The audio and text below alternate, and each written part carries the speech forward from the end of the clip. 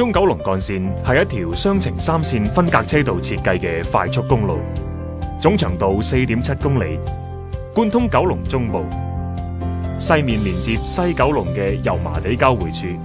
東面連接啟德發展區及九龍灣嘅道路網。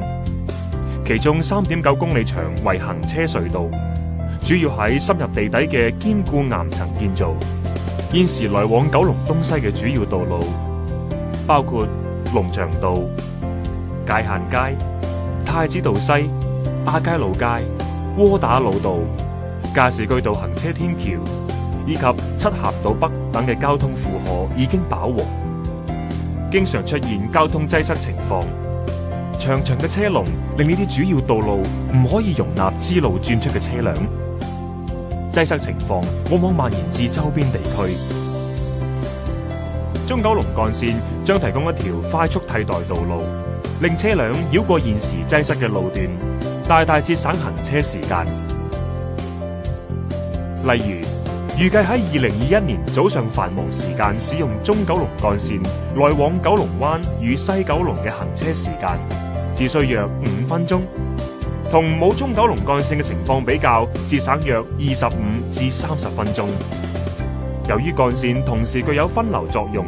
預計通車後可以改善中九龍及周邊地區，例如黃大仙、何文田以及九龍城等地區嘅交通。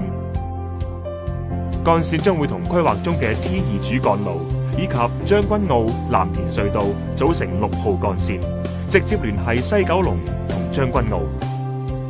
中九龍幹線有助分流現有九龍東西主要道路嘅交通，減少使用地面道路車輛數目，從而舒緩交通擠塞所造成嘅污染，改善環境。幹線將設置3座通風大樓，並配備空氣淨化系統，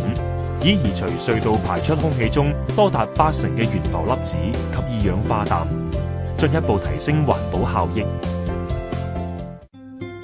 我哋亦會喺需重建或改動嘅各段加士居道天橋加設隔音罩及隔音屏障。興建中九龍幹線無需清拆任何私人物業，亦不涉及住戶搬遷，但需要喺九龍灣進行臨時填海，以建造長約370米嘅海底隧道。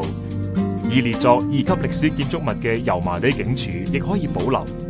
興建中九龍幹線會影響若干位於油麻地原甘肅街嘅社區設施，我哋將妥善落實重置安排，務求將影響減至最低。我哋亦會喺建造幹線嘅同時，改善東西兩端嘅綠化及景觀。喺西面出口，我哋會喺有長道至海泓道一段中九龍幹線主線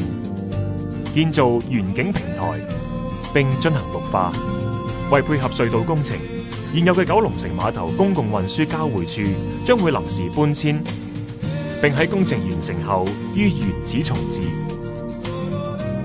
我哋會喺重置後嘅交匯處上建造園景平台。另外，我哋會喺交匯處對出興建40米闊嘅海濱長廊，為市民提供休憩及康樂設施。中九龍幹線快捷穿梭九龍東西，加強社區交通聯繫。